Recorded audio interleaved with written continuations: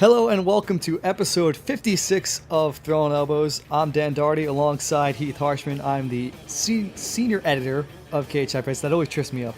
Senior editor of Cageside Press. Heath is one of our star writers, a star podcaster, and a two-time picks champion. So you are listening to Throwin Elbows, and this will probably not help you get into that college that you want, but money will. That's as far as I can get. Hey, pop culture reference this week. I don't know. We could help. I don't know. I feel like we're more useful than we're not. Give us a little bit of credit, especially now. There's so much going on. Filling out like our show outlines each week, it seems more and more difficult to keep it within like a few pages. Like there's so much going on. I feel like we're providing a service here. Whether or not it'll get you into college, who knows? But God, in like 5 years, college is going to cost $100,000 and get you a job at fucking McDonald's, and then Yes. the robots are going to come and take your job anyways. So either way, I don't know. We should be listened to regardless. So what Heath is saying is you can tweet us and you can tell us where you're applying to, and we'll call the admissions office and vouch for you. Or lie. By vouch, he means lie. He means Yes. absolutely lie. If you can tell anything from this show, it's that we have no problem doing that. We're talking out our ass half the time anyway. So we can do it for money. That's absolutely. We do it for free now. We can absolutely do it for money. Yes. We will help you get into college. So you can find our written work on Cageside Press, which just expanded a little this week. We absorbed a couple of writers from MMA Takeover, including their head honcho, Keith Schillen. So that's exciting news. And Cageside Press keeps growing. It's a good site to be a part of. Growing and growing. Yeah. And our Twitter is @ThrowinElbows, and you can find us on iTunes, SoundCloud, Stitcher, everywhere else. Throwin Elbows MMA. This week, big news from the UFC. They're putting all their pay-per-views on ESPN Plus, and nobody can really figure out if it's a good thing or a bad thing yet. UFC strawweight division is apparently getting the pay-per-view main event spotlight in May. Rose Namajunas a big spot in the UFC 237 there, and Anthony Pettis is back and fighting at welterweight for the first time in more than a decade this weekend. He's going against Stephen Thompson. But first, UFC London was on Saturday afternoon, and the main event was awesome. Started out with Masvidal kicking Darren Till in the nuts right away, just running across the octagon and So fucking awesome. amazing right away. And then Darren Till just action resumes. Darren Till stalks him down. First punch he throws knocks Masvidal down. Amazing. Masvidal survives, but from there you could tell Masvidal was getting the better of the striking exchanges. He was throwing combos and piecing up Till quite a bit. And then in the second round he throws a left hook from hell that knocks out Darren Till out cold. And he was like a dead man. He looked like a corpse after that knockout in the center of the octagon. So a great win for Jorge Masvidal, who later got his second win of the night against Leon Edwards. We'll talk about that later. So it was a very fun fight, but it begs the question that you put here in the rundown. Is Darren Till good? Well, my whole analysis of this fight leading up to it was we're going to learn something about Darren Till and Darren Till this, and I think Masvidal. Here's what we learned about Darren Till. Tell me if this sounds familiar. He's got some power. He's not great at defense, and not the best like fight IQ, but is also like pretty difficult and rangy. Like I don't know. To me, it was everything I thought I was going to learn about Darren Till. We absolutely didn't. It was the exact thing that except for like he didn't gas out because it was only 8 minutes long. Mm-hmm. But yeah, also isn't it something that we cover a sport where his body looked like a corpse in there is a thing, is like a good thing. It's where it's like, oh, his body looked like a corpse in there. Great fight for Jorge Masvidal, the non-corpse in the fucking event. Yeah. But yeah, no, that was a nasty knockout, especially the way his head hit the canvas multiple times. That's never good. And it took him a long time to come back from that. And I know that Darren is coming off of a long layoff, but maybe another one is in order here. But yeah, I think he is still good. And I don't know if that's just that like some sort of weird Darren Till effect, but we've seen more good from him than we have bad. And the bad has come against Tyron Woodley in a title fight, and Jorge Masvidal, like he dropped him early. I I just don't think he should be at welterweight. I think Darren Till is good, and I think that he has skills, and those skills are even better utilized at 185 when he isn't dropping another 15 pounds, because his defense isn't good enough for whatever that weight cut is now doing to his chin. Not that it's potentially anything necessarily new, but when you're fighting guys like Jorge Masvidal and Tyron Woodley and the rest of the top of 170 pounds, you're going to get hit, and he's got to be able to take hits like that. So I want to see him at 185. You know, if he ends up making the move, and you can give him how about David Branch, or like Brad Tavares, or Uriah Hall, something like that. Give him someone that's kind of in the rankings at 185. Do it later this year. Give him a solid 6 months off to change his body and get 100%. And maybe that November card or something like that, or October or something like that. Give him a middleweight fight against someone that's ranked, and let's see what he can do without that obviously pretty terrible weight cut. Yeah, I think 185 is definitely the way to go for Darren Till. I mean, he made weight this time around, but it's obviously sucking so much out of him because he's huge, and when you don't have to focus on the weight cut, it can help you get those skills in other areas. I mean, that's the benefit we were seeing from Jorge Masvidal and many other fighters, Kelvin Gastelum, and so many fighters who move up and look better, like Donald Cerrone when he moved up to welterweight and just rattled off 4 straight wins and was in the title picture all of a sudden. Going up in weight is definitely not a bad thing, and I know Darren Till likes his advantage of size at welterweight, but there's diminishing returns, and I think we're getting at that point with Darren Till where he maximized what his success at welterweight essentially. I don't think he's going to get better than peaking at getting a title shot and beating Stephen Thompson. He's not going to do any better than that at his current state, because that weight cut's only going to get harder. The more you do it, the older you get. It's always tougher to do the weight cut, and yeah, I think he fits in well at 185 for sure. When he's still a big 185er, it's not like he's small. Like, it's not like he would definitely still have that size against most guys.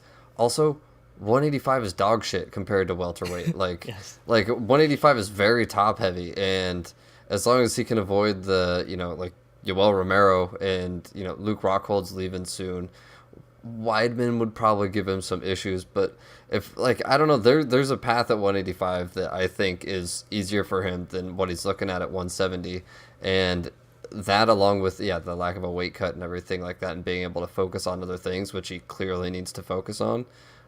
He's still good and he's still young, and I think that we still have plenty to see from Darren Till, but I did not expect that outcome. Of all the things, I did not expect Masvidal to just end him with it. He just switches stances, just goes in there, and Till never saw it coming. And that was pretty great. It's a pretty fun way to end the card on a night. There wasn't a ton of huge moments like that. There was a lot of interesting moments, but the card definitely needed a big knockout like that. And I mean, Masvidal made the most of it. The fight got fight of the night, and Masvidal got a performance of the night bonus. So doubling up on the bonuses, an extra 100 G's, that's probably got to make him feel pretty good about himself.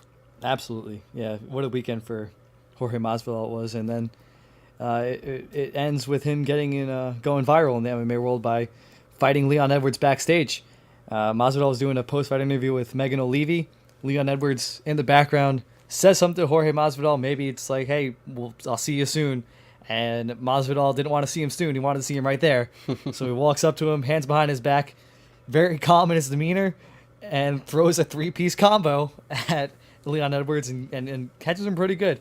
They got separated, and I think that's definitely the fight to make now after their performances this weekend and where they are in the welterweight division. The seed is planted, and it only got better when Jorge Masvidal had an interview after the event happened, and he called it a 3-piece and a soda is what he hit Leon Edwards with. So great seed for this future matchup between Masvidal and Edwards, and I hope that they're not going to look any other way with these two guys. They absolutely have to. It's one of the greatest catchphrases in MMA history. But there's a lot of great quotes over the years. Mm-hmm. 3-piece and a soda is, I hit him with the 3-piece I hit him with the 3-piece and a soda and glided out of there, is that's so, that's a Nate Diaz. That's a Nick Diaz. That's just, something that like what synapses are even firing in your brain for that to be what you come up with. I loved it. It was awesome. And yeah, it definitely put things in motion for it. And yeah, that's what Edwards said. He was on Ariel's ESPN, the Bad Guy MMA Hour show, and he said that he just, yeah, see you in July or see you this summer. And it just got him going. So I don't know. Masvidal is a guy that's pretty easy to sell against anybody, but having a little bit of something on it. And Edwards also was mentioning that he just wanted the winner of this fight, and obviously there was a lot more attention to being paid to Till being the winner, and Edwards Till both as UK guys. It was a little bit easier to sell, so he's going more with that. He said, "I just wanted the winner of this." So yeah, they're both down, obviously. So why not? I think that's a fun matchup at welterweight. I think that makes a lot of sense with where both guys are and with what the top of it, because the top of the division still needs to get sorted out. There's not going to be anything open in that title picture until the end of the year. So why not have them go sometime this summer or this fall and see where they stack up at the end of the year or at the beginning of next year? Mm-hmm. Yeah, and an interesting stylistic matchup on top of that. I mean, we know how well-rounded Leon Edwards is. Masvidal too. He's one of the more well-rounded guys at welterweight. So that's a very interesting matchup. And Leon Edwards got to talk about his performance because he looked great. It says split decision on the record books, but that was not a split decision. No. Like that's a fight where he defeated Gunnar pretty cleanly. He out-grappled him. He out-muscled him along the cage, and Gunnar couldn't really get his game going, and Edwards took full advantage of that. So great win for Leon Edwards, and as we already mentioned, Masvidal got to be next. So that's just another great welterweight coming up the top of the division now. In that top 10, we got Ben Askren, Leon Edwards, Jorge Masvidal, Kamaru Usman, amongst many others. Stephen Thompson's fighting this weekend. So many welterweights in that top 10, and only one title shot to give. Who could get Kamaru Usman next? We don't know. But plenty of guys making their case in recent months. And Michael Chiesa, he's on the way too. I was gonna say, don't you dare forget the new welterweight that's breaking Carlos Condit's arm by just holding it behind him because he's so that's why strong. I forgot about it. I emptied it from my head. Yeah. No, he's on the way too. Yeah, and Covington definitely get the next shot at Usman, but it's fun that I think welterweight needed this shakeup in between Askren and Edwards and Masvidal and Chiesa making the move, and Anthony Pettis. We'll see what he can do this weekend. We'll obviously get to that, but I kind of like this new look welterweight. Obviously, there was some fun stuff before, but we've seen kind of Damian Maia's best run. We've seen Thompson, fight for the title a couple times. We've seen Woodley against the best of the best in the division, and I think it's the shakeup, as I mentioned a couple weeks ago after the Usman fight and stuff. I think it's been nice, and for Edwards, as wrong as I feel for my main event analysis, I feel pretty dead on with the Edwards Gunnar Nelson one because Edwards just had an answer for everything that Gunnar did, and that was really impressive. So yeah, hopefully they don't mess it up and they do the easy thing and just give him Masvidal next because that fight needs to happen now. It's way too easy of a sell. It's way too interesting of a matchup, but it actually makes sense. So of course they'll do something different is what that means. Yeah. But I think you've got to do that next. Yeah, Edwards was cut by one of those combos in the back by Masvidal because he sure wasn't cut by Nelson. And no. Really, Masvidal did more damage on Edwards than Nelson did in 15 minutes. So that three-piece. Yeah, can't avoid that three-piece. That's so good. But yeah, I really hope that Leon Edwards is able to get a title shot during Usman's reign because he's kind of just I kind of see him as a lesser form of Usman. I mean, of course, not that much lesser because he's another top 10 welterweight, but he's kind of a very similar fighter to Usman. Just not quite as talented. And I mean, again, Kamaru Usman's a champion for a reason. He's incredibly talented, so that's not a slight on Edwards at all. No, yeah, and how many, tell me, the exact fight that we saw from Edwards against Gunnar we haven't seen from Usman in the past against other people. He's very much that same thing where he impresses by how unimpressive he is in a kind of like a weird GSP kind of a way. And so, yeah, no, I don't hate that, but I'm obviously at welterweight he's gonna have to do probably a couple more things against some of those guys that we mentioned before. He's on a 7-fight win streak, and he only just entered the top 10 and on a 7-fight win streak. So yeah, he's on the tough road. Now this one was a split decision, and deservedly so. I mean, Dominic Reyes winning against Volkan Oezdemir. Oh, I don't think he won. I thought Volkan I thought Volkan won pretty clearly. And I picked Reyes. I know we're both Volkan fans here, but I picked Reyes for this fight. And I just thought that Volkan was he did a little bit more. This is a boring fight, straight up. This is not a good fight. Both guys weren't really doing much, but I just thought Volkan had more of an objective in this fight than Reyes, who was just kind of sitting back a lot.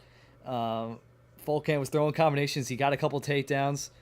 He just did a little more. I thought he scored. I thought he won the first 2 rounds. Reyes took the third. That's a 29-28 for Volkan. I don't know. That's my opinion. And I know the word robbery is being thrown around. It's a pretty bad decision. Oh, no. Let's be real. No. That's a pretty bad decision. Anybody using robbery, you literally just defined, you said not a lot happened. For Volkan throwing combos, I don't think he threw a combo like the last, I don't know, 6.5 minutes. Like he was, come on, man. And since when is shooting takedowns? He got takedowns. Point where he got 1. He was 1 of 7 for the record. And also, where in the judges scoring, where does the objective part go? Because, having an objective, check, worth a point. Fuck off, man. Like, it definitely, like you said, you did the proper, like, panning. Like, it was, I think a split decision is fine. Like, I just don't think it's a robbery. I don't think it was clearly a Volkan win. Shooting takedowns and getting stuffed, and then getting leg kicked at range and body shots at range. Volkan threw less strikes. Like, he was 1 of 7 on takedowns. He plotted forward, I guess, more. But if that's how you're going to call that fight, I don't know, man. He definitely landed the harder punches. But I thought Reyes was fine from range. It was just a really bad fight. And I don't think it's a robbery either way. I could see a split decision, either one. The first time I watched it, I had the second and third rounds for Reyes.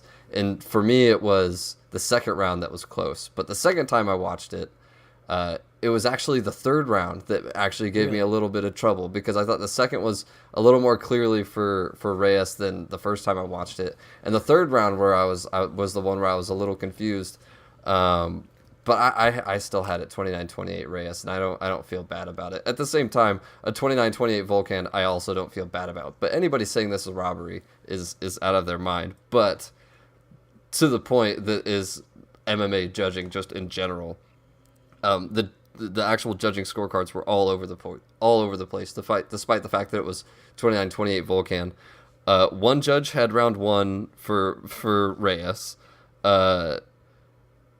All 3 had round 3 for Reyes, but then only 2 had round 2 for Oezdemir. So it's like, it was just so very confusing. Like, it was one of those things where none of the judges saw it the same, which kind of speaks to how little both guys did.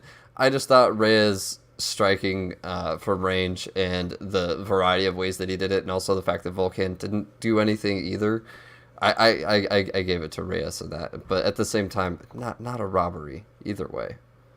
I was covering the fights this weekend for Cageside Press, writing them up, and during the commercial break where the fight ends and it's like before the decision, I start writing up the title like Volkan Oezdemir beats Dominic Reyes, and I start finding a photo of Volkan to put on the article and doing all this stuff. That's like like that I would do if Volkan was announced the winner. Then Reyes was announced. What happened? What was that? That's fair.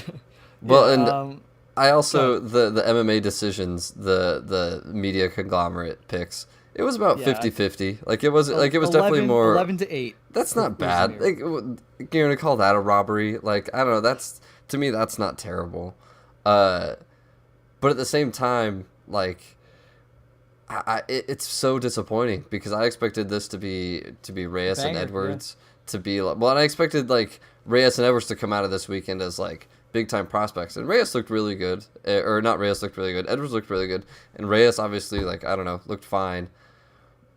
But we need to slow the title talk. Like I was much more prepared to be like, maybe he'll get one more win. He needs a couple more fights. He needs to chill. And it is a bummer. We are very much a pro Volkan podcast, and the fact that the tough run kind of continues for him is a bummer, especially when it's a super winnable fight for him, and the fact that he wasn't able to pull it out is he's in the nether regions of light heavyweight right now. It's like, I don't know what you do with a guy who's losing multiple fights and gone through the stuff that he's going through. So like he just needs a win, and so hopefully they can give him someone, they don't pair him up with someone else that's really tough next time. But hopefully he can turn it around. But I did see also today that Corey Anderson was calling out Dominic Reyes. And apparently I'm a Reyes homer according to all of this. So I don't know if I like that as a self-appointed Reyes bandwagon fan now. Like that might expose some problems for Dominic Reyes. But at the same time, if he goes out there and gets the win, everything's fine again. So I don't know about that, but either way, slowing the title talk is probably the right move. Yeah, like during that post-fight interview, I was just hoping like, don't call for a title shot. Don't call for a title shot. And he's like, hey, So John reluctant. Jones, I'm coming. No, not after that. Don't do that after that. But yeah, he did. I mean, he's definitely a great fighter. And he's gonna be a good fighter. He's only 11 fights into his career so far. So, it's just that this was not a great performance, and I mean I thought Volkan won. I'm gonna stand by that. Can I give you one challenge? Go ahead. Can you watch the fight without the commentary, because the commentary was so commentary awful. was very Ozdemir Weird yeah. that Dan Hardy was doing, and who's the other guy?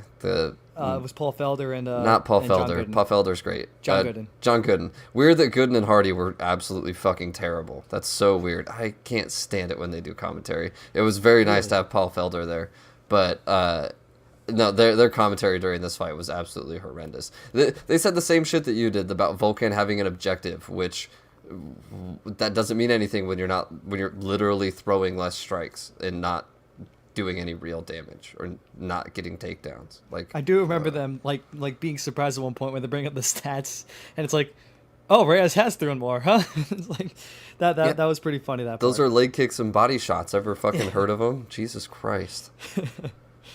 So also on the card, I do think, by the way, before we move on, Corey Anderson versus Dominic Reyes will be a solid fight. It makes sense. There are two contenders that are winning, so yeah, match them up with each other, and the light heavyweight needs contenders, and that's a fight where you find one. Or you have Corey Anderson reheated like a 3-day-old pizza. Like I don't know if you find a contender. Either you got Dominic Reyes or you got Corey Anderson still. Like ugh. Yeah, we'll see. It's light heavyweight. Who cares? Opening up the main card was Jack Marshman versus John Phillips. A battle of Welshmen. Was supposed to be fun. Wasn't very fun. I mean, there were some moments where it was like, oh damn, but overall it was Marshman using his movement to stay away from Phillips' power. It was a close decision. Marshman got the nod. Phillips thought he should have got the nod, but either way, it could have gone either way, and they gave it to the guy who displayed more movement and chain punches together in that one.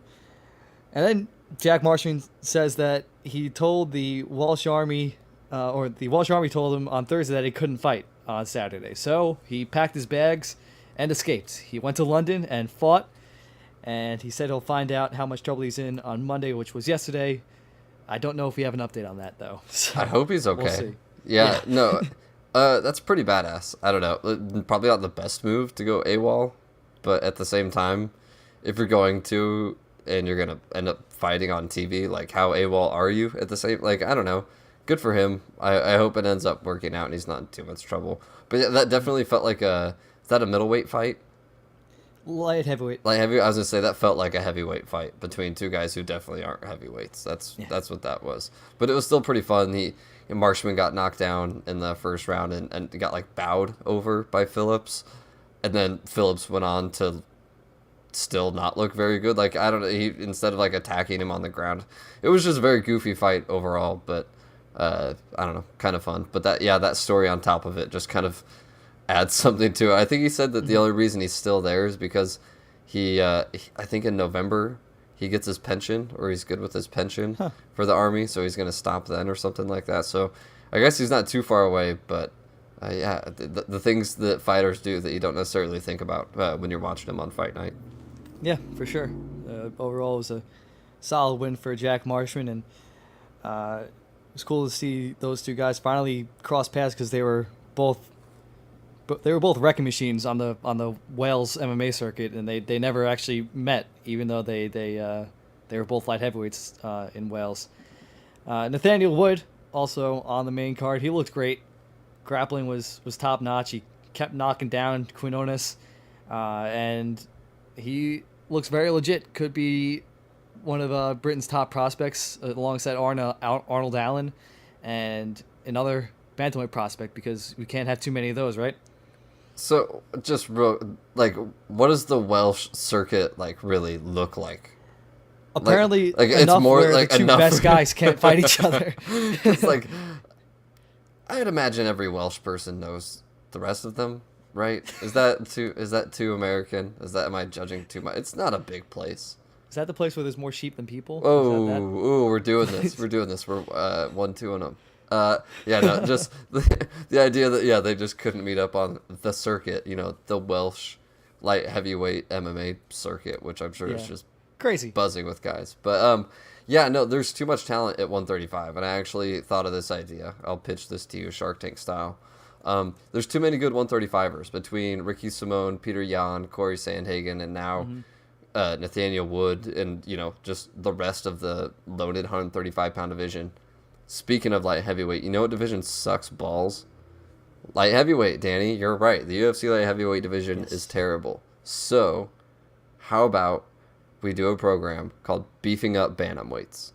We take bantamweights like Ricky Simone or like a Corey Sandhagen, probably some of these guys that have bigger frames, preferably, and we beef them up to 205. We do it in 6 months, maybe 9 months. I don't know how long it would take to make that much weight and make it healthy. But that way we can actually spread and redistribute some of this wealth among the UFC divisions to other divisions. Bantamweight's huge. We could do fatten up featherweights. See, I'm already expanding into other product lines. We can do this with the actual. It's. I'm sure the owner. I'm sure at least Dana White and Colby Covington would be stoked about it. But we just redistribute the wealth that we have at some of these other divisions like bantamweight and featherweight and lightweight, and we just beef them up and send them on up to the bigger weight classes to fill them out. What do you think? Do you think I should pitch that to Dana? Donate to Heath's campaign. The average donation is $27 per campaign donation. Beefing up bantamweights. It'll be on GoFundMe by the end of the fucking show. I wish that was a thing, because we could definitely use a Nathaniel Wood at 205 or Ricky Simone, all those guys. Bunch of 200-pound, 5'4" dudes. Yes, exactly. With kickboxing skills. I don't know. This needs to happen. I want this to happen way more than I'd like to admit. But there's just, watching Nathaniel Wood do that, it was just, mind-blowing just how much talent there is at 135 and how much of it is under the age of 30. Yeah, for sure. And this fight bothered me. Claudio Silva versus Danny Roberts. It bothered me because it was the only fight I got wrong. And wrong is in quotes here, because Danny Roberts was winning this fight. He was really dominating Claudio Silva on the feet and defending himself very well on the ground against a guy who's amazing at grappling in Claudio Silva. And then there's an armbar in the third round. He tries to slam his way out of it, and then it rolls over to a part where Roberts is escaping. He's about to turn the corner and escape, and then the ref stops the fight. He said he heard a verbal tap. The ref stopped the fight. And Danny Roberts, on the replay, they kept showing it, like, hey, listen in for a scream or anything. There was nothing. There wasn't anything there. There was no verbal tap.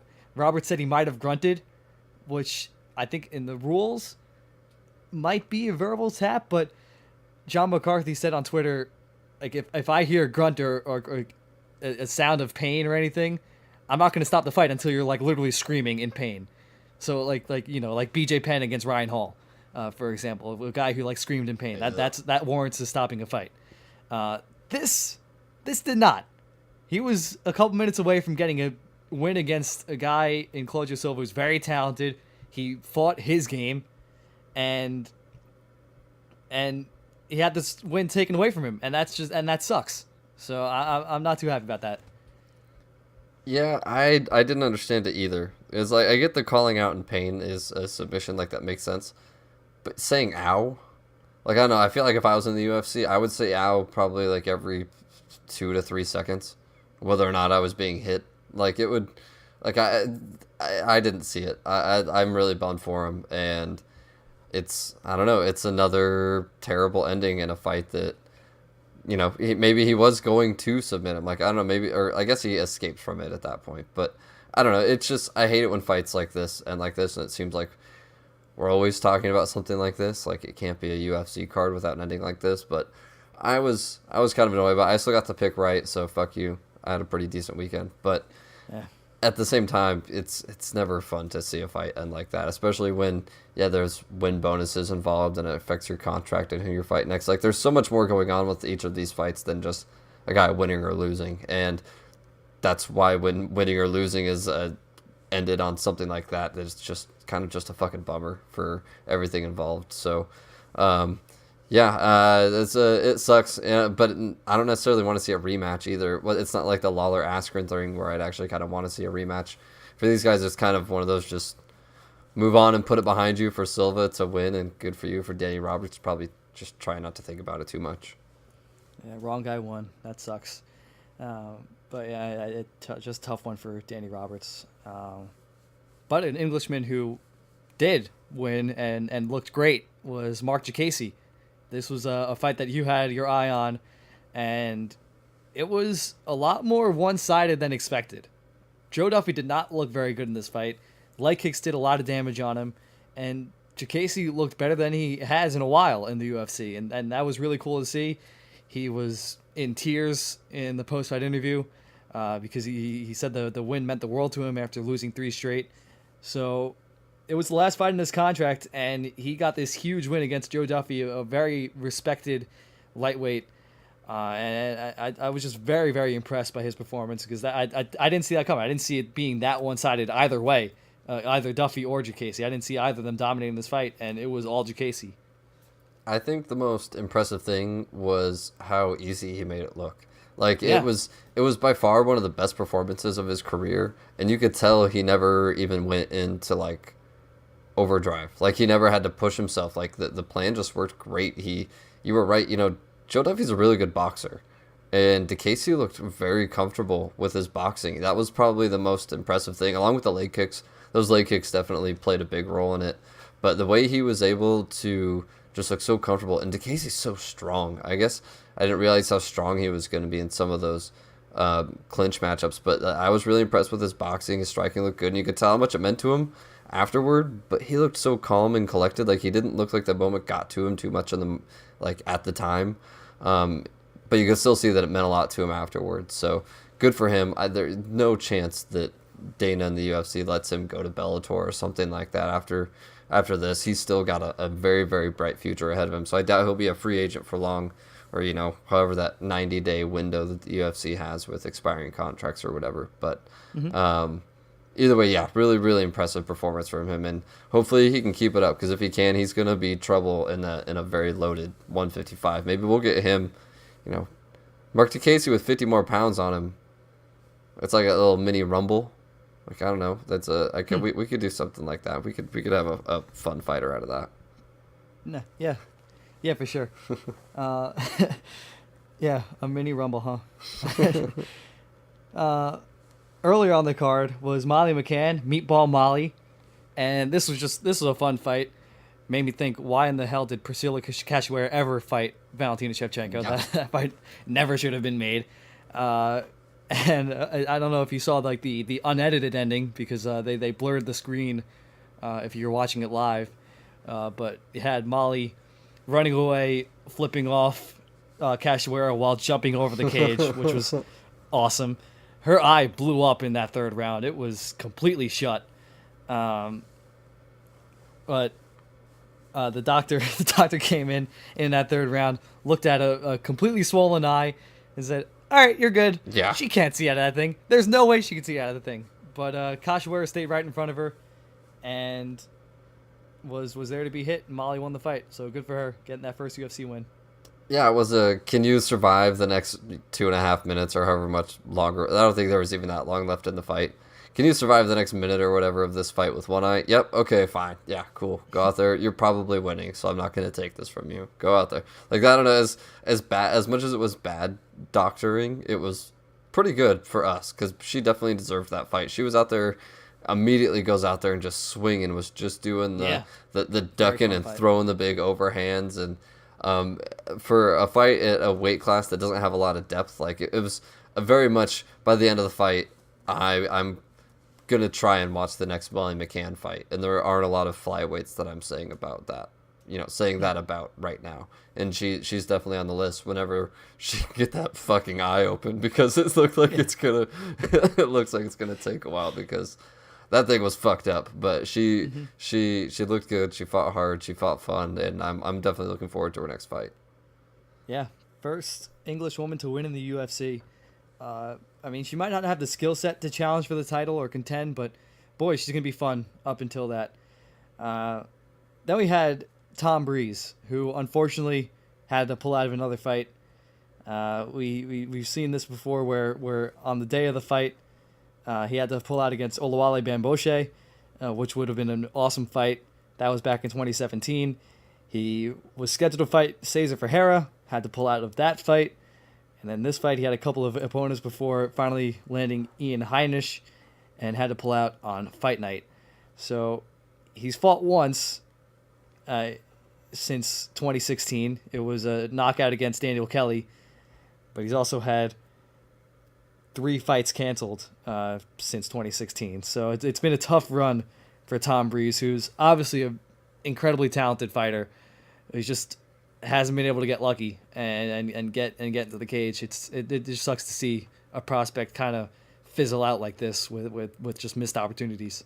Yeah, definitely. And I think a big gauge for this, for me personally, is some of the British MMA writers and media people that we follow. They were all really bummed about this. And that's kind of the gauge I have for this, where it's like, oh, you guys were really excited about this guy. And he seems like he has, like you say, just one of those guys that has a lot of the tools that you need, but just can't really put it together for whatever reason. And hopefully he can figure it out, or at least, find something else to do to make money. But, something, because the fight game doesn't exactly change. Like, it's not something that gets easier over time. And issues like this never seem to be something that if you have them, early or often, that just go away or fix themselves later on in your career. So hopefully you can get it figured out, because, that was just kind of the thing is, I heard a lot of chatter about him going into the card, and as soon as he was off, it was just kind of a lot of air out of the sails out of a lot of the British guys that we follow. So, hopefully he can get it figured out. And before we move totally on from the fights, could we give a shout out to the ref that oversaw the fight between Sapurbek Safarov and Nick Negumereanu? I mean, I don't know if you saw this fight, but it was god awful how Safarov continuously grabbed the fence over and over and over again. He was grabbing the fence, and I believe a point was taken away once. And there was one part where he had him on the ground. Safarov was in top position. Negumereanu had a leg lock, and Safarov used the fence to try to get out of it. The ref steps in, tries to separate them, realizes that Negumereanu has him in a submission hold, so he lets them go. And then Safarov gets out of the submission, gets on top position. The ref tries to separate again. He tries to get Safarov off him. Safarov lands an elbow while the referee's trying to separate them, and then he takes a point away.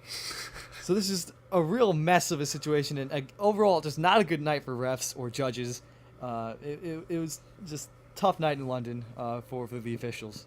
Yeah, and weird that this is like a common thread. Like, we leave for nearly a year with the show, and we come back, and this is still something that we talk about relatively consistently, because it's just kind of a nightmare. But yeah, I was watching that fight on and off while I was kind of doing other stuff, and I was it's never good when most of what you watch in a fight is not like fights. Like, it's watching people talk about what's happening, and that's the most interesting part. Or not talk about what's happening, but talk about, potential stoppages or different things like that. That's never a good sign. And luckily, honestly, it's one of those fights that doesn't matter a whole lot. It was there kind of filler. So it's easy to not get too worked up about it, to where, other stuff that we see in other fights, whether it's, John Jones with Anthony Smith or different things like that, it's a little bit easier to care more about those ones. Yeah, I mean, he grabbed the fence so much. He was ugly. Overall, a $2.4 million gate. It was a sold-out O2 Arena. Biggest London gate ever for the UFC. So that's a big deal. Darren Till is very beloved over there in England. And, yeah, this is a good success for what really felt like the best card they've ever put together for London in the UFC. Yeah, especially compared to some of the recent ones. It definitely had a much more of a bigger feel to it, and it didn't hurt having, some of the other guys on there, the Joe Duffys and DeCasey. Like, I don't know, those English guys are pretty hardcore with the people they follow, and they know they could have sold this show out without putting Darren Till on there, but it was nice to actually have, especially with kind of some of the stuff we saw earlier this year with Robert Whittaker once again missing out on Australia. It was nice to actually have the main event go through and the hometown guy that everybody wanted to see actually get out there and do his thing. Yeah, absolutely. And one of the best moments of the night was when they announced that Michael Bisping will be joining the UFC Hall of Fame. They did not tell him. They got an authentic reaction from Bisping. And I love this. I think it's very well deserved. Say what you want about his middleweight title reign, but it was incredible to see him win that title over Luke Rockhold. I mean, eventually he lost it after one defense, but one of the longest tenured UFC fighters in history. Great on the mic for Fox and now ESPN. So just a very deserving member of the UFC Hall of Fame now. Yeah, absolutely well deserved. Like, he's one of those, like, no argument people. Like, anybody arguing against that just doesn't follow the sport close enough to know. Get it. Yeah. So it's good for him. Should be in one of the more interesting Hall of Fame speeches, you'd like to think.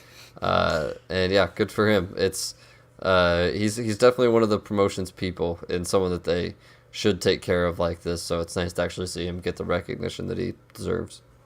Definitely, for sure. Now it's time for news articles and stuff like that. If you thought we were talking out of our ass before, get ready for this topic, because that's been the theme for this new thing. That everyone is just talking out of their ass. Because I don't know if anyone knows what's going on here. UFC pay-per-views are now only on ESPN Plus in the US, and the original ESPN and UFC deal has been extended another 2 years, which is great.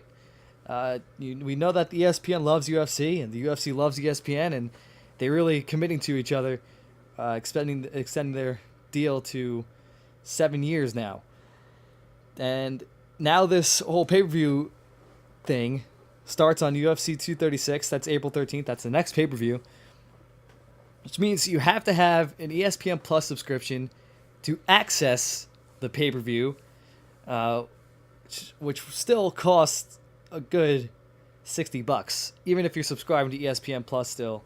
They do have a nice little deal for new ESPN Plus subscribers where you can get a full year of ESPN Plus and the pay-per-view for $80, which saves you a good chunk of money if you do some math. That would save you about $40 if you do that deal over the course of a year. It's still, I think this 236 will be a trial run. We won't know the numbers anymore because it will be the UFC and ESPN exclusively knowing the numbers, and not cable providers where guys can get their numbers from. So I don't know if pay-per-view buys will be relevant anymore. But I think this is just a sign that things are going well for the UFC and ESPN. I think that is correct.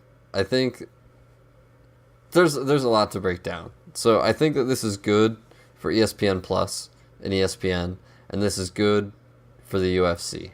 I think this is smart for them. Right? It feels like a very much like a strike while the iron is hot deal for the UFC, because they're obviously cutting out a massive chunk of potential pay-per-view customers. Again, is $5 as your quote-unquote like pre-fee to accessing a pay-per-view that much when if you're already going to buy the pay-per-view, what's another $5 kind of a thing? Probably not. But at the same time, it is a barrier, and any barrier is especially when it costs money, is is big when you're trying to get people to. So I have to subscribe to this thing just to buy the pay per view. It turns into it turns into a whole other mess of things, and that's not good when you're cutting that down by that many people. But if ESPN's willing to give the money to the UFC, and the UFC is willing, like, and it makes sense to them financially, they wouldn't be doing this if they weren't both winning in some way. Having this on ESPN Plus is obviously a big deal for them. They believe in the UFC brand. They believe in the drawing power. And obviously, I think the reason they got it done now means they must have something coming up this summer. They maybe Conor fighting twice. If John Jones and Conor McGregor both fight twice the rest of this year, along with John already fighting once earlier this year, and that's just a lot bigger fights than we've seen in the last couple of years since Ronda left and Conor went and did his thing and John got in trouble. Like, we haven't seen these huge cards consistently for a few years. And if those can all be on ESPN Plus, that's huge. Mm-hmm. But, if it makes sense for both of them, I don't necessarily know if it makes sense for us, the fans and consumers, or if it's going to make a whole lot of sense for the fighters. Because this, to me, is the UFC being able to cut out a middleman in all of this, which is the cable and satellite companies. And obviously they're still working with a cable company, but it's a much closer deal, and it's a one-on-one deal rather than a bunch of companies, and the negotiations are totally different. They're just getting a lot more money from this. And it would be nice to think that a lot of that is going to get repurposed toward the fighters. And I know they're expanding with these performance institutes around the world, and they're doing a lot of really cool things. And being on ESPN is obviously a huge plus for everybody. Like, I've really enjoyed it. But I just don't think it's going to end up trickling back down to the fighters in any sort of real way. Like, I don't think we're going to see an increase in fighter pay, and I don't think any fighter.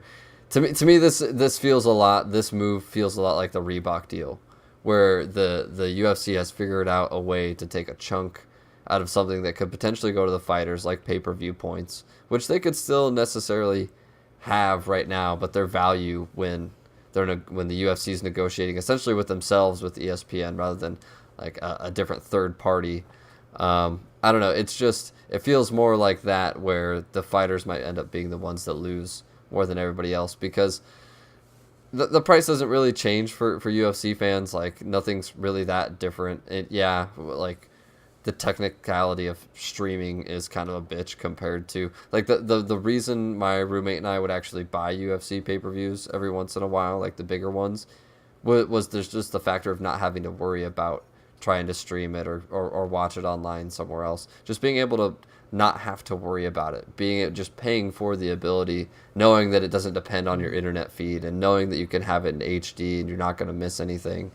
That was it, and that's kind of gone now, because ESPN Plus has been great for me, but I know it has issues. Every streaming service has issues, and when there's a bunch of people trying to watch it all at once, I don't know. There's a lot of questions, and it'll definitely be interesting to see. But I just see this as kind of a win for the UFC and ESPN. I think it's a great deal for both of them, and it makes a lot of sense, and it'll help both, I think, and probably the UFC as a whole. But I just think maybe short term and probably long term as well. I'm not sure how this benefits us, the consumer, or fighters. And I know Dana said a lot about fighters getting more exposure because it's on ESPN, and said that they'll be offering bundles, and that the fan will be getting much more quote unquote value. It's hard to judge any of that right now, but I would be surprised for that to be more true than not over the course of the next 3 to 5 years, or however things shake out.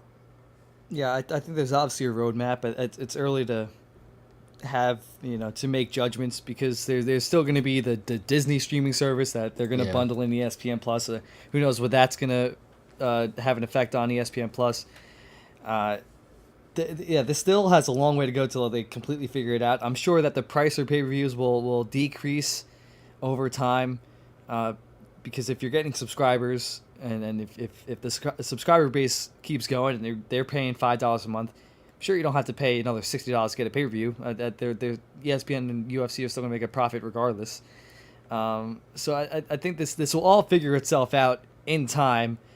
I mean, UFC 236 is kind of a sacrificial lamb in that sense because that's happening really soon. But we'll see how this all goes. But I'm sure there's a business plan in place, and how this is going to look in, like you said, 3 to 5 years, or even sooner than that, where they'll figure out the price structure, the paywalls and whatever you want to call it. It will all get figured out, and I'm sure it won't be difficult for the consumer because they're honing in on having the UFC on one platform, which is kind of what we wanted out of UFC Fight Pass, but now it just has a different name in ESPN Plus. Yeah, but if you're Dana and you're saying we're all under one platform, JK, if you want to watch certain pay-per-view prelims, you also have to have Fight Pass. But like, I think Fight Pass is only going to serve for smaller promotions. After this move, I can't see them keeping Fight Pass around for the UFC fights. Maybe have the library and then those many other promotions, but I can't see them putting prelims on Fight Pass. They have already since they. I mean, maybe that'll change. They have already. Maybe that'll but change. Yeah, this is a new era of pay-per-view. I guess. I mean, that remains to be seen. Like, I hope that's right. I hope that's correct. But hosting any live fights on Fight Pass is so fucking pointless because nobody's watching those anymore because they've shifted that $10 a month that they're going to put that over to ESPN Plus because also eventually it's going to cost more as well. It's not always just going to be $5, but. And I don't hate that for Fight Pass, being the home for like Invicta and what's the kickboxing one? Damn it, Glory. And yeah, they got all the jiu-jitsu the ones. combat jiu-jitsu and all the different things. I think that's a very cool thing, but I don't know. It just $10 a month worthy. Like, I don't know. That's a lot for something like that. But if they can do it, that's good for them. But all under, like, I don't know. I guess so. Like you said, there's a lot to be learned from this, and there was a pretty well-timed article. I think it was today or yesterday, in the LA Times that I saw that more households subscribe to streaming than traditional TV right now. So, like, obviously that's the way things are going, but maybe this move looks less and less jarring or feels less and less jarring 12 months from now or 24 months from now when it's a little more consistent. But we're obviously talking out of our ass with a lot of the business end deal of this stuff, but Dave Meltzer, a guy who has covered MMA and wrestling and pay-per-view buy rates and that kind of thing for a while, speculated that the UFC went with ESPN Plus because every pay-per-view will generate the revenue equivalent of about a 500,000 buy rate from ESPN. Oof. So if you're doing 12 to 13 a year, that's about 6.5 million. If you can get Conor to fight twice and John Jones to fight twice, obtaining that number of pay-per-view buys seems a hell of a lot easier. So I think that this is kind of one of those things where the UFC is saying, hey, we're going to have Conor back. We're going to have John Jones back. Here's kind of our plans. I think it's pretty clear that we'll get to it in a bit, but I think it's pretty clear that Nate Diaz, Conor McGregor 3 is on the way, and potentially Habib fighting again, and if John Jones actually does fight again, it's a win-win for both of them on a lot of levels. Where if the UFC can get that money up front and get that guaranteed 500,000, that's great for them. And if ESPN on the other side of it can, maybe instead of averaging 500,000, they average closer to 6 or 7, then ESPN's winning on that side and getting a little more value. But I still am going to remain skeptical that. I'm not going to say that they're definitely going to lower pay-per-view prices or anything like that just yet. I would like to see that once before I give them the benefit of the doubt when it comes to bringing me the consumer value. I just think from a business sense, you don't really, if you have that huge subscriber base, you don't need to be paying $60 for a pay-per-view. But that's just my opinion, and that's why I don't have a multi-million-dollar business. So. Is there anything else you want to cover? Because there's a lot of points on here. No, I think that, well, and just the other thing that I think is maybe the most interesting thing to me, because I was just trying to think about this as purely a fan and consumer, was how this could change the way that pay-per-views are kind of booked in the future. Mm-hmm. Because, we've been kind of gotten used to this seemingly strict regiment of there must be a title on the card. It's dumb. Yeah, whether it's interim or whatever, that's going to be forced there, and To me, we've already seen a super fight on ESPN Plus, and I think that pay-per-views getting moved to ESPN only gives them more flexibility. And, maybe UFC 237, which we'll also get to here in a bit. Maybe UFC 237 is a little bit of, you said 236 is going to be a test run as the first one. Maybe 237 is too, because as of right now, it's going to be the first pay-per-view in UFC history headlined by a strawweight title fight. And you have Rose Namajunas on there ahead of the likes of Anderson Silva and Jose Aldo. So maybe they'll have a little bit more freedom to do things like that, where it's a Dana White phone call to an ESPN person rather than making sure all the cable companies are okay with something like that when it's not an obvious name like Ronda Rousey or Chris Cyborg or something like that. So to me, that's just something that I'm going to kind of be a little more interested in, is to see if maybe pay-per-views look a little bit different than they have in the last couple years, and see how flexible that relationship is between the UFC matchmakers and ESPN.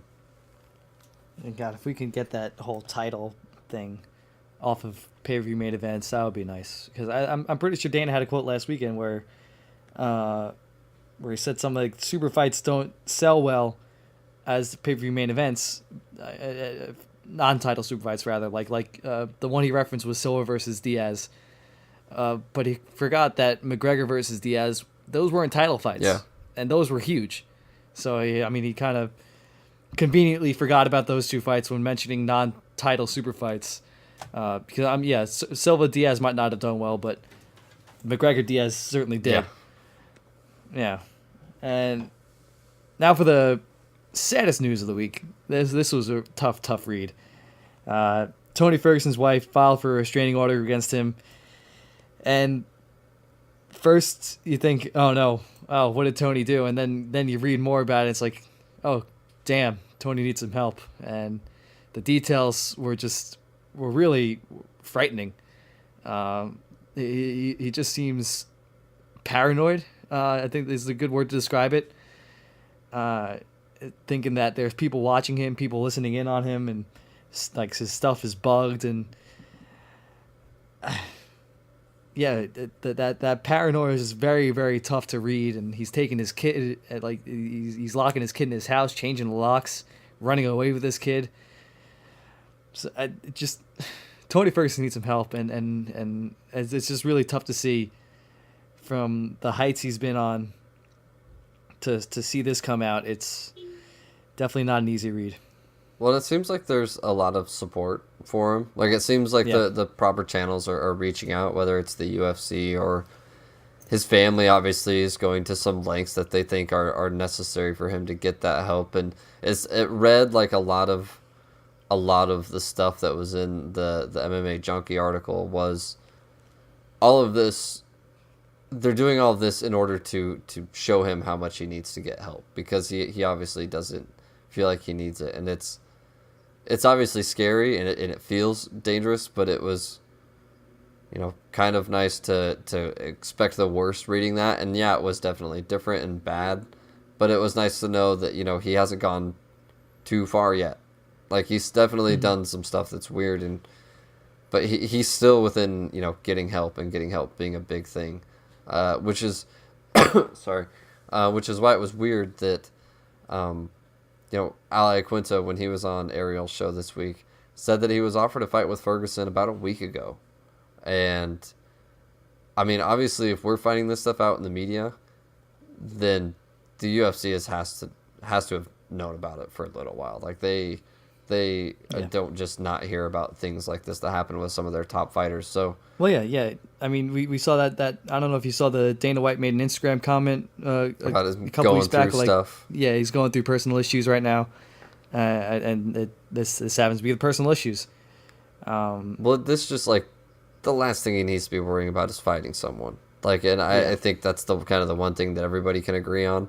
And I know he's been a little active on Twitter, and thankful for the support and the kind of seemingly quote unquote normal, but until he's actually getting some psychiatric help, we don't need to be talking about him getting in the octagon for a long time. Ali Quinta, though, he said he was offered a Tony Ferguson fight a week ago, which is strange. And Ali Quinta declined it, of course, because he knows what Ferguson's going through. But there are stipulations in the contract where fighters have to be offered fights Yeah, I guess that's true.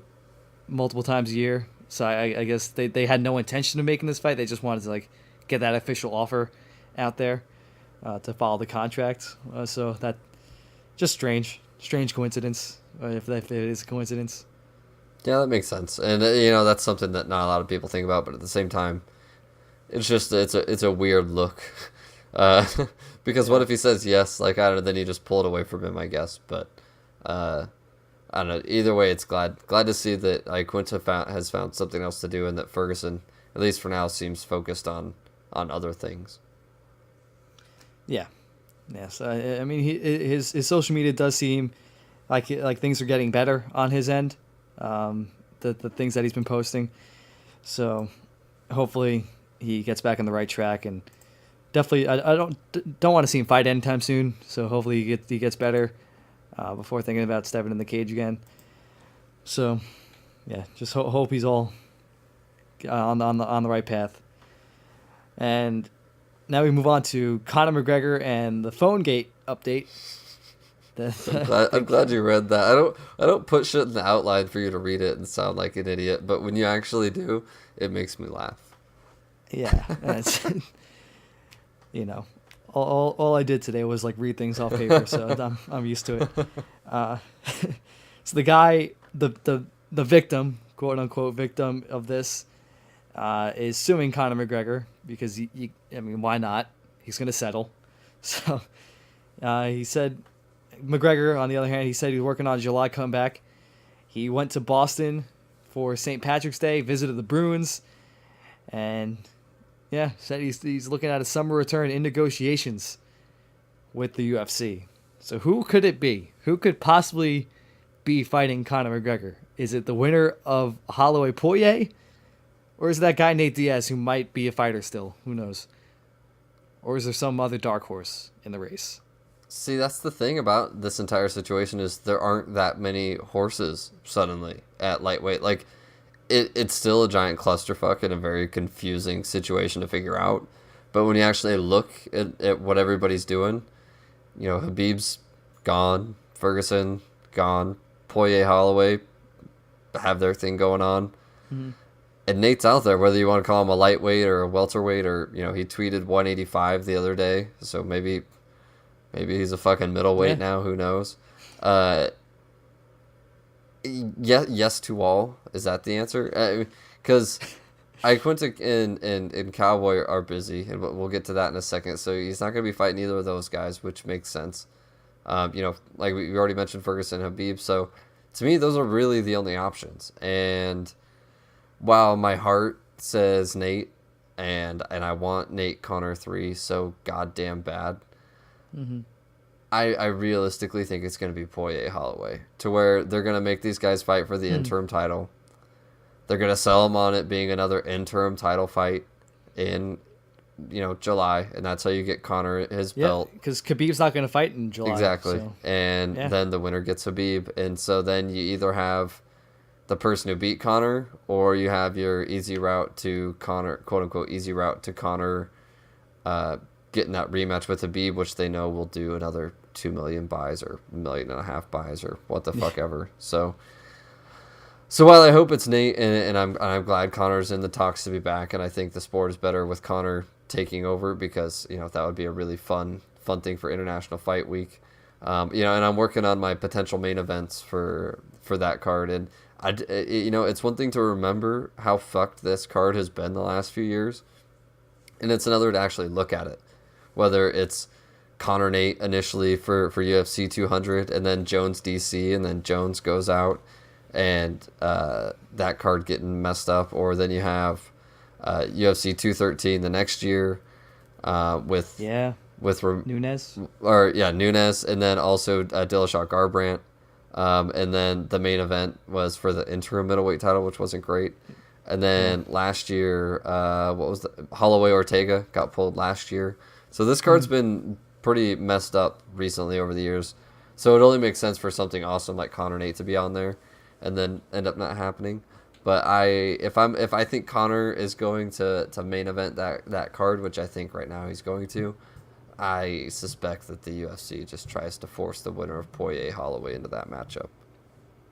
You know, it was the last good international fight week card. Uh, UFC 189. is that Lawler? Lawler, McDonald, McGregor, Mendez. Were you there? I was there. You motherfucker. I mean, yeah. That's- Even though it was McGregor Aldo at first, which would have been amazing to see that happen.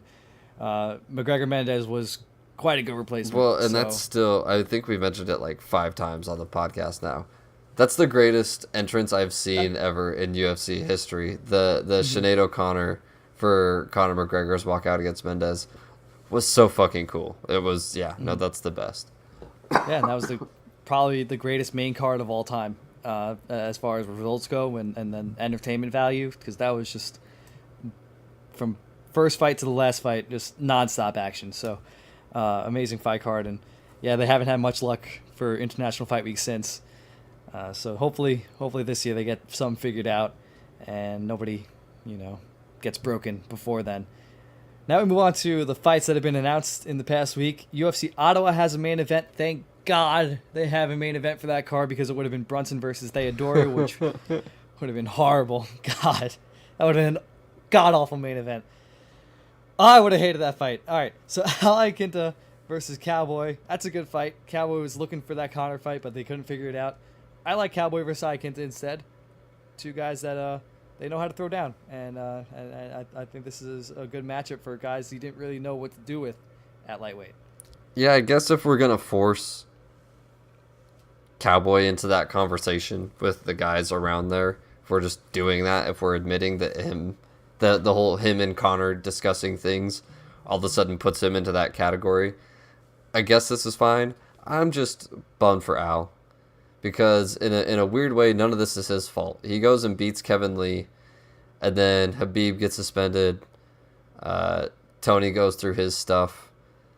Conor is doing his thing where he's kind of out there talking about everybody except Al, and Al's just kind of left out in the cold. And apparently he was offered Ferguson, which would be fun. I'm totally here for an Al Ferguson fight, but it's just kind of a bummer that he got squeezed out of that lightweight title picture talk. But if he's going to get squeezed out, main event against Cowboy Cerrone's kind of like the best you can do at this point for name value and actually getting a spotlight. And it's a very winnable fight for Al. I'm probably taking Al in that fight. I think that's winnable. And maybe it's just because I want him to get a shot at one of those top 3 guys. But I don't hate it, and I'm glad he's finding something to do and staying active. And if this could set him up in a decent position, if all the stuff we talked about with Conor and Nate and Poirier and Holloway, if any of that goes off the rails, because God knows what the fuck can happen at lightweight in 6 months. If Al gets another win over Cowboy here, it definitely doesn't hurt his resume, that's for sure. Yeah, I think I'll agree with you that I'll pick Al over Cowboy here as well, because, Iaquinta's looked great. And, it's not that Cowboy hasn't. Father Cowboy is one of those mythical MMA creatures now. Since he's brought his kid and his headphones out there, he's been unstoppable. So it's not going to be an easy task for Iaquinta, but Real Estate Al is a tough one to beat as well. So that's going to be a fun main event. Definitely a lot more fun than Brunson versus Theodorou. Yeah. I can't even think about that fight without God upchucking. All right, UFC Fort Lauderdale, Sunrise, Miami, whatever you want to call it. Alex Oliveira versus the Leech, Li Jingliang. Awesome fight. Oh, man. This is like the opposite of Brunson Theodorou. These guys know how to throw down. Especially the Leech. He's a fight of the night magnet. And Oliveira, we know what he brings to the table. He's either going to try to wrestle you while just being a maniac before then, or he's going to throw down with you and have a fight of the year candidate like he did against Yancy Medeiros. I like this fight a lot, and we got a great fight added to this Florida card. Yeah, that entire card is wherever it ends up taking place in the state of Florida is looking like a fucking banger. Like there's a lot of good stuff on there, and they're just matching guys that like to beat each other up. Like this is, I don't know, this is like one of those ultimate violence matchups. This is great. I will never get over how great Alex Oliveira Yancy Medeiros was. That's one of my all-time favorite fights. And yeah, Jing Liang knows exactly what to do against a guy like that. So I don't know. This is going to be super fun. Tons of violence. Very excited for that matchup and very excited for that card overall. They've done a really good job with that. Mm-hmm. Absolutely. That's going to be a fun one. Love that main event between Romero and Souza. And UFC 236 added Bilal Muhammad, Curtis Millender. Very short turnaround for Curtis Millender because that fight's happening soon. So this is a good way to go. Even though it's not Nico Price, I like this as a replacement for that. Yeah, I would still prefer Nico in Curtis Millender. But I mean, for Millender, he went in there and it's not like he took a ton of damage. So it's, if he's still feeling okay after the fight and didn't get necessarily hurt and had a good camp, why not keep it going? And you know, Bilal Muhammad offers some issues, but I think is definitely a friendlier matchup than that of Dos Santos. So it should be fun. I expect Millender to get back on track here, and getting a win a month after you take an L is not the worst way to turn around from that if he can actually do it. You know, back-to-back losses isn't the most fun, but I'm happy that he's getting back in there quick, and it should be a pretty fun fight. Yeah, I agree. These are good fights that we've talked about so far. UFC 237. We have an official main event, it looks like, and that's going to be Rose Namajunas versus Jessica Andrade. According to that really badass fight poster. I do like it. That's awesome. And this is the first strawweight title fight main event for a pay-per-view, at least. Because I one of Joanna's defenses headline Fight Pass, I believe. Right. So, this is a great fight to break that streak of not headlining pay-per-views because it's going to be really fun. So we might have a featherweight title fight added to the card, but right now I say keep that poster, run with this. Yeah, I totally agree. And yeah, the poster looks badass. I'm generally one of the people that don't give a fuck about posters and think people that care way too much about them. But I actually like this one. And I think it's cool. I think it speaks to the respect that the strawweight division has kind of earned. And I know we have sung its praises for this show, you know, since episode 1, particularly with kind of the class of fighters with Rose and Kovalevich and Joanna and Andrade and Gadelha, specifically that kind of core top 5 with other people that we really like. Also, you know, Carlos Esparza getting in there. We've really enjoyed watching them, and I feel like this is we're kind of nearing the end of that road, and it's fitting that this one, you know, this is a really interesting fight because it's so hard to pick against Rose. You know, when you beat Joanna Jędrzejczyk back-to-back times, what's bad to say? But when the opponent's Jessica Andrade, who has been a killer at 115, I don't know. It's just an awesome fight, and it's a matchup that absolutely deserves this kind of headline. And I think it's just really cool that it's also happening with the likes of Anderson Silva and Jose Aldo on the main card. Like, it just kind of elevates the fight that much more, having 2 Brazilian legends underneath. And however it goes, you know, whether it's Andrade winning it in Brazil and, you know, kind of the culminating moment of her dropping down from 135 to 115 and finally making the most of it, or if it's Rose slaying another dragon that, you know, a lot of people are going to pick against her, and she's just fine with that, and she does it again and wipes out Andrade. Like, either way, that's a very fitting story to be atop of pay-per-view. So I hope, like you said, I hope it stays this way regardless of whether or not that featherweight title ends up being free, and maybe they do an interim fight or something with Volkanovski and Aldo, or hopefully they just don't worry about that and they let that situation figure itself out further down the road. Yeah, I for the record, I will be picking Andrade in this fight. I just think stylistically she can dominate. I'm still waiting. I don't know. I go back and forth. Yeah, I don't know. I do have time to change my mind, but I think right now I'm going to pick Andrade. She's just too much of an animal. I don't think that bodes well for Rose's style. I mean, Jędrzejczyk was able to keep her off for those 5 rounds, but I don't know if I could see Rose doing the same thing. There was also Warley Alves versus Alberto Mina added to the card. A couple of guys that I feel like haven't seen in a while. Yeah. at least that's what it feels like. Alberto Mina, his last fight was UFC 224 last May. Before that, he fought in 2016. So, yeah, 1 fight since 2016 for Alberto Mina.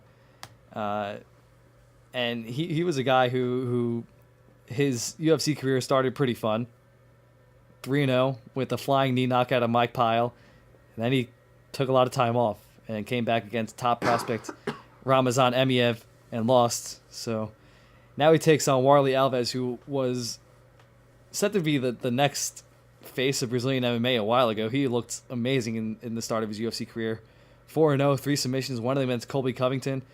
But now it's just been a little bit of a rough go. 2 fights last year. He lost against James Krause in his last outing. So he's 2-3 in his last 5. So a couple guys who are trying to stay relevant in that welterweight division. Yeah, well, and like at the same, what we kind of saw this weekend with the London card. Anytime you're getting these regional cards, you're going to see the likes of the Warley Alveses and the Jack Marshmans and the like just kind of popping up because they're from the country and they're available around this time. And there's another guy that's also kind of available that's willing to travel, and so I don't hate cards filled out with fights like this, and I don't know if it'll necessarily be one of the best cards on the fight, but anytime you can get a regional card somewhere around the world and a person from that place against a person not from that place, it's interesting enough to be on there. Mm-hmm. Yeah, for sure. And this weekend we got UFC Nashville on ESPN Plus. Stephen Thompson against Anthony Pettis in the main event. Pettis moving up to welterweight. First time in the UFC he's fighting at welterweight. Will he pass this test? He's got one of the toughest competitors at welterweight in front of him. I mean, Stephen Thompson is, for all intents and purposes, the top contender at welterweight, or at least he was throughout Tyron Woodley's title reign, and he had his 2 chances to fight for the title and could not win. And then he lost to Darren Till, and I mean, losses in quotes in that one. So, I mean, this is a really mean thing to do to Anthony Pettis, I think, to move him up to welterweight and give him Stephen Thompson right away. So, I can't see it, but how does Anthony Pettis win this fight? That's a great question, because it seems like if there's a guy who has the tools to deal with what Anthony Pettis brings to a fight, it's Stephen Thompson. He's bigger. He's kind of experienced with karate. I don't know if you've heard. So I'm sure kickboxing's not the craziest thing for him. And Anthony Pettis is a guy who's won 3 out of his last 9 fights, and those are against guys much smaller than Stephen Thompson, who are a lot less well suited to fight a guy like Anthony Pettis. And off the top of your head, you think, well, Pettis is probably better on the ground. But at the same time, Pettis isn't a guy who's shooting double legs, or I can't envision him shoving Thompson up against the cage and working him to the ground and taking his back and choking him out. Like, I don't think it's going to end up being like that. So it's hard for me to envision a way that Pettis fights a fight that he's used to fighting and comes out on top, because it seems like if he's fighting his normal fight, Stephen Thompson's going to be able to do the same thing and probably do it better. So I don't know. Maybe some pressure, getting Thompson out of his rhythm. Maybe trying to work some leg kicks. Maybe kind of fight the same way Darren Till did. If he can fight a Darren Till kind of a way, kind of just outpoint Stephen Thompson, which I don't know. Don't underrate Pettis at all. But I just think it's a tough matchup for him. And the move on itself is just kind of weird. Like, yeah, obviously the move to featherweight was short-lived, and he shouldn't do that again. And he's kind of in no man's land at lightweight. We've already discussed that division a bunch, and we didn't even say his name once. So he's kind of in no man's land there. So, kind of, why not try welterweight? But at the same time, I feel like this weekend, why not try welterweight? Are you taking Anthony Pettis against Leon Edwards? Are you No, taking Anthony Pettis against Jorge Masvidal? See, that's one where that could be maybe a little more interesting. that's more Yeah. interesting. Yeah, that's more interesting. But But like still think Masvidal will win Gunnar that. Nelson might also be kind of interesting. There's a lot of like way more interesting things that he might want to do, but Stephen Thompson to me is just that's a really tough one. But if he can come out on top, the risk will be worth it. But I'm not sure I see a way that Pettis comes out on top of that one. Yeah, it's tough to picture that. Just the size advantage that Stephen Thompson will have, and he'll be able to use the full extent of his range against Anthony Pettis. I mean, that was not available for him like in that Darren Till fight, and now it totally is against Anthony Pettis. So, yeah, it's just a tough welcoming party for Anthony Pettis, a guy who's been obviously struggling in his last couple fights, to fight a guy like Stephen Thompson in his first go at welterweight. Co-main event is Curtis Blaydes versus Justin Willis, and there's a couple guys who they're solid heavyweights, and Curtis Blaydes is coming off that tough loss against Francis Ngannou. Before that, he had 6 straight wins, and one of those against Alistair Overeem. So Blaydes, obviously one of the tougher heavyweights out there, was seemingly on the brink of being one of those next top contenders until he had that rematch against Ngannou. Justin Willis, on the other hand, he's on the way up. He's 4-0 in the UFC, beat Mark Hunt's last time out. So, the thing is, I don't really understand. I don't know if Justin Willis has a style per se. Curtis Blaydes, he knows what he wants to do. I don't know what Justin Willis's objectives are when he's in the octagon. So, I know you didn't like when I said that before about Volkan, but I'm saying it again here for Justin Willis. No, I think it's more accurate in this one though, just because I disagreed with you before. So, no, I think that's right though, because I still think this is a good matchup at heavyweight. It just kind of sucks because I think it's clear that we all agree that Blade's probably the better fighter at this point. He has the slightly better resume. And he's been in there with tougher guys and has shown a better skill set. Meanwhile, Justin Willis, I mean, he's won 8 fights in a row at heavyweight, and yeah, not all of those have come in the UFC, obviously, and he hasn't had the toughest competition. But when you're winning that many fights in a row, there's not a whole lot else you can do with it with someone at heavyweight than give him a test like Curtis Blaydes. So I don't hate the matchup, especially with Blaydes coming off that loss. But I think that this is a pretty clear Blaydes win here. It's hard to envision Willis being able to challenge him on the ground like he would potentially need to, or strike. You know, like I said, the only guy we've really seen strike with him that's given him trouble is Francis Ngannou. So it's hard to see Justin Willis doing that or being able to get with him on the ground. So, yeah, it's heavyweight. It is what it is. You never know. But I don't hate on the matchup overall, but I think it's probably going to be pretty one-sided.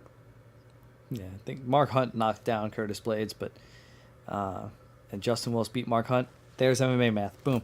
There's your lesson for the day. Your lesson in why not to follow MMA math. Yes.